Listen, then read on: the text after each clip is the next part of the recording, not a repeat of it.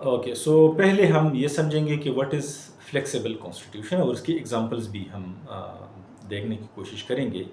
Flexible, جس طرح اس کی میننگ سے پتہ چلتا ہے کہ ایک ایسی چیز جس کو آسانی کے ساتھ موڈیفائی کیا جا سکے، جس کو آسانی کے ساتھ چینج کیا جا سکے، یعنی اس کو چینج کرنے کے لیے آپ کو کوئی زیادہ محنت نہیں کرنی پڑ رہی، آپ کو کوئی زیادہ ہارڈ اینڈ فاسٹ پروسیس سے نہیں گزرنا پڑتا، تو اس چیز کو فلیکسیبل کہتے ہیں، جس کو آسانی کے ساتھ مولڈ کیا جا سکے، آسانی کے ساتھ چینج کیا جا سکے۔ تو اس قسم کے آئین کو، یعنی تو پھر کنسٹیٹیوشن، ہر وہ کنسٹیٹیوشن جس میں آپ کو چینج کروانا یا اس میں امینڈمنٹ کروانا آسان ہو، مشکل نہ ہو، بہت ہی سمپل پروسیس ہو، تو اس کو ہم کہہ سکتے ہیں فلیکسیبل کانسٹیٹیوشن۔ اس وقت دنیا کے اندر جو میرے خیال میں ایک ہی ایگزامپل ہے فلیکسیبل کانسٹیٹیوشن کی، وہ ہے یو کے کی کانسٹیٹیوشن۔ یو کے کی کانسٹیٹیوشن ایک ان ریٹن کانسٹیٹیوشن ہے اور فلیکسیبل ہے۔ ان ریٹن مینس کہ اس کی کوئی بکلیٹ موجود نہیں ہے، کوئی آپ یہ نہیں کہہ سکتے کہ آپ بک شاپ پہ جائیں اور آپ بک سیلر سے کہے کہ مجھے یو کے کی کانسٹیٹیوشن کی ایک کاپی دے دیں، تو the book seller would not be able to provide you a copy of the British Constitution، کیونکہ اس کی کوئی ریٹن شکل موجود نہیں ہے۔ زیادہ تر حصے جو ہے وہ اس کی ان ریٹن ہے، کنونشن بیسڈ ہے، کسٹمز بیسڈ ہے۔ کچھ حصے اس کے ریٹن بھی ہے، جیسے میگنا کارٹا ہے وغیرہ، تو لیکن زیادہ تر جو کنسٹیٹیوشن ہے that is based on conventions and customs.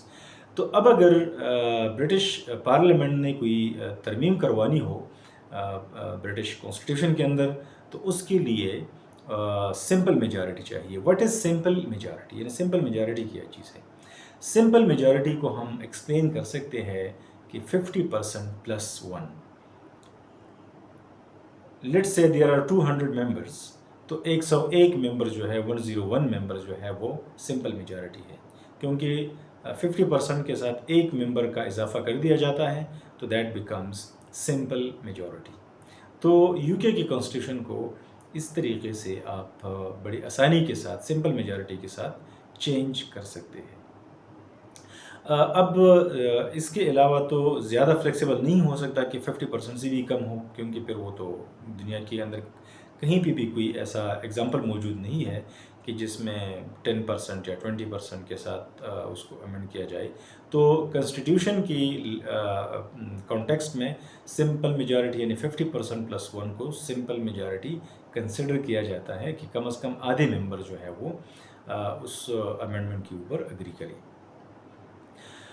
تو یہ ہے برٹش کانسٹیٹیوشن جو ہے یہ فلیکسیبل ہے۔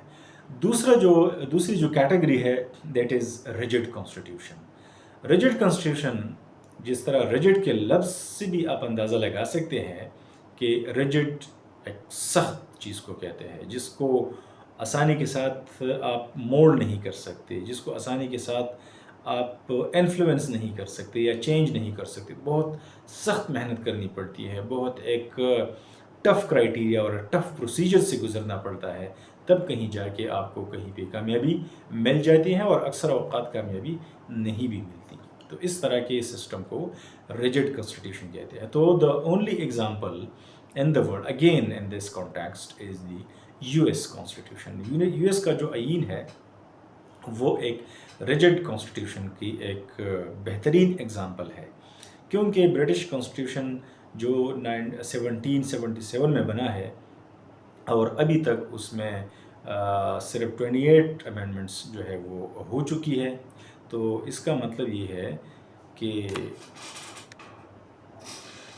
اس کا مطلب یہ ہوا کہ تقریباً 250 سال گزرنے کے بعد بھی اس کے اندر جو ہے وہ ترامیم بہت کم ہو چکی ہے، بہت کم ہو چکی ہے۔ 27 امینڈمنٹس جو ہے بہت کم تعداد ہے امینڈمنٹس کی۔ while on the other hand Pakistan کا جس طرح میں نے آپ کو بتا دیا کہ 73 میں بنا ہے اور ابھی تک اس میں 27 ہو چکی ہے۔ جو یو ایس کا کانسٹیٹیوشن ہے that is the best example of a rigid constitution, کیونکہ اس میں ترمیم کرنے کے لیے صرف کانگریس سے اپروول نہیں لینی پڑتی، بلکہ اس کو پہلے آپ نے جو اسٹیٹس ہیں ان کی تمام اسمبلیوں سے پاس کروانا پڑتا ہے 2/3 میجارٹی کے ساتھ، وہاں سے اپروول لینی پڑتی ہے. And once the amendment is approved by 2/3 majority of the states assemblies, تو اس کے بعد کانگریس کے اندر اس کو جب پریزنٹ کیا جاتا ہے تو کانگریس میں اس کے لیے 3/4 میجارٹی چاہیے ہوتی ہے. سو 3/4 میجارٹی، پہلے تو 50 اسٹیٹس سے 2/3 میجارٹی لینا بہت ہی مشکل ترین کام ہے، کیونکہ 50 ریاستیں ہیں اور ان میں سے اتنی اوور ویلمنگ میجارٹی کے ساتھ کسی بل کو پاس کروانا بہت ہی مشکل ترین کام ہے. اور پھر جب وہاں سے اگر ہو بھی جائے تو کانگریس کے اندر جو دونوں ہاؤسز ہیں تو ہر ایک ہاؤس میں سے 3/4 میجارٹی پھر اس کو ضرورت ہوتی ہے. اور اگر وہاں سے بھی اس کو پاس کر دیا جائے تو پھر پریزیڈنٹ کے پاس بھی ویٹو کرنے کا اختیار ہے، جس کو اگرچہ دوبارہ کانگریس اگر پاس کروا دیتی ہے تو پھر اس امپلیمنٹ ہو جاتا ہے، لیکن بہرحال ایک پروسیس ہے، اسے گزرنا پڑتا ہے. تو یو ایس کا جو کانسٹیٹیوشن ہے یہ ریجڈ کانسٹیٹیوشن کا ایک بیسٹ ایگزامپل ہے.